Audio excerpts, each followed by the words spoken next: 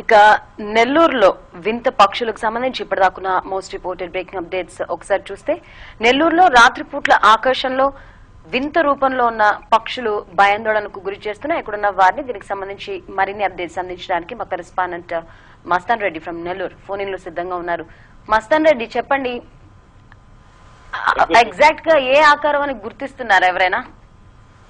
Thank you Sridhar. నెల్లూరులో గత 4 రోజుల పాటు ఈ వింత ఆకారంలో ఉన్న 2 పక్షులు ఆకాశంలో హల్చల్ చేస్తున్నాయని చెప్పేసి ప్రధానంగా నగరంలోని పలు ప్రాంతాల్లో ఇప్పటికే 4 రోజుల క్రితం కనిపించిన ఆకార పక్షులు ఈ రోజు జిల్లాలోని పలు ప్రాంతాలు కావలి సంబంధించిన ఏరియాలో కూడా అదే అలాంటి ఆకారాలు ఉన్న పక్షులు కూడా కనిపించడంలో కూడా ప్రజలు కొంచెం భయాందోళనకు గురవుతున్నారు.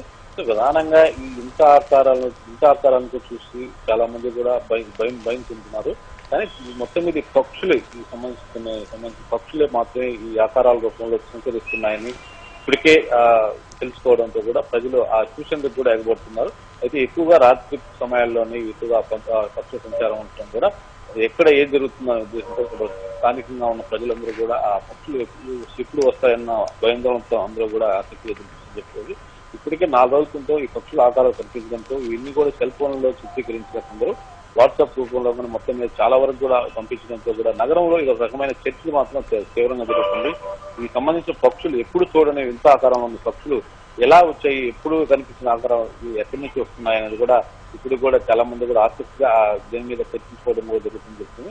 అయితే మొత్తం మీద మొదట్లో ఈ అంత ఆకారాలు పక్షులు కాకుండా ఈ ఇంత ఆకారాల్లో బియ్యాల భూతాలు లాంటి ఆకారాలు చూస్తున్నాయని కూడా ప్రచారం జరగడంతో మొత్తం మీద చాలా మంది కూడా భయాందోళనకు గురయ్యి ఏదో జరుగుతుంది, ఏదో వస్తున్నాయి పక్షులు, ఆ వింత ఆకారాలు వస్తున్నాయని చెప్పి చాలా వరకు కూడా ఒక చర్చ రావడంతో కూడా భయం. అయితే మొత్తం మీద ఈ పక్షులు అన్న విషయం తెలుసుకోవడం కూడా ఆసక్తిగా అలాంటి ఆకారం చూసేందుకు కూడా ప్రజలు ఎగబడుతున్నారని చెప్పుకోవచ్చు. ఈ రోజు కూడా కావలి ప్రాంతంలో ఈ వింత ఆకారం చూసేందుకు కూడా పక్షులను కూడా చాలా మంది కూడా జనం ఎగబడడం కూడా తెలుస్తుంది.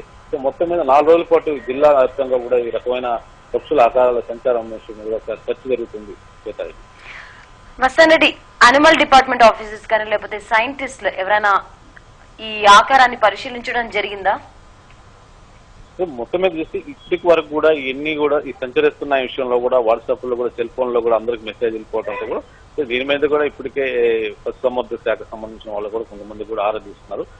ఇలాంటి పక్షులు కొత్త ఇప్పటికే అంటే రాబందుల రూపం, గతంలో రాబందులు అంటారు, అలాంటి పక్షుల్లో ఈ గతంలో ఇతర దేశాల్లో ఉండే మన ఆంధ్ర ప్రాంతంలో ఎక్కువగా ఇలాంటి సంచారం ఉండేవి కదా. కానీ కొత్తగా ఈ రాబందుల్లో కూడా ఇది ఒక రకమైన పక్షిగా గుర్తించారని కూడా చెబుతున్నారు. మొత్తం మీద ఇతర ప్రాంతాల నుంచి కూడా ఇక్కడికి వలస వచ్చి ఉండొచ్చు అని ఈ త్వరలోనే ఈ పక్షి యొక్క ఇలాంటి పక్షి ఎక్కడి నుంచి వచ్చింది, ఎక్కడ ఉంటాయనే దాని మీద కూడా ఈ 2-3 రోజులు కూడా తెలిసే అవకాశం ఉంది చూడాలి.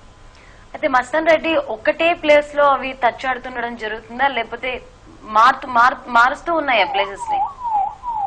గతంలో ఎప్పుడూ లేని ఇలాంటి పక్షుల ఆకారం అంటే మొత్తం రెక్కలు ఉన్న పక్షులు మొత్తం మీద వైట్ ఆకారం ఉంటుంది. రాత్రి వేళల్లో ఆ వైట్ సంబంధించిన తెలుపు రంగు ఉన్న ఈ పక్షులు కావడంతో మొదట్లో ఈ వింత ఆకారాలని భయపడ్డారు. అయితే మొత్తం మీద పరిశీలనగా ఆ వాట్సాప్ లో కావచ్చు, ఆ సెల్ ఫోన్ లో చూసే విషయాలు చూసేవచ్చు, విజువల్స్ లో కూడా చూస్తే కూడా ఈ పక్షులు అంటే మొత్తం మీద వైట్ తెలుపు రంగు ఆకారం ఉన్న పక్షులు కావడంతో ఈ గతంలో ఎప్పుడు కూడా లేవు. మన ఆంధ్ర ప్రాంతంలో ఇలాంటి పక్షుల సంచారం గతంలో ఎప్పుడు లేవు. అయితే ఇతర ప్రాంతాల నుంచి కూడా ఎక్కువగా నెల్లూరు జిల్లాకు వలస వస్తున్న చాలా వరకు కూడా పక్షులు ఇతర దేశాల నుంచి కూడా ఈ పక్షులు వస్తుంది. ఇందులో భాగంగా కూడా ఇతర దేశాల నుంచి ఉన్న ఈ పక్షులు ఆ వలస విహారంలో కూడా ఇక్కడ వచ్చి ఉండవచ్చు అని కూడా భావిస్తున్నారు. Thank you Mastan Reddy.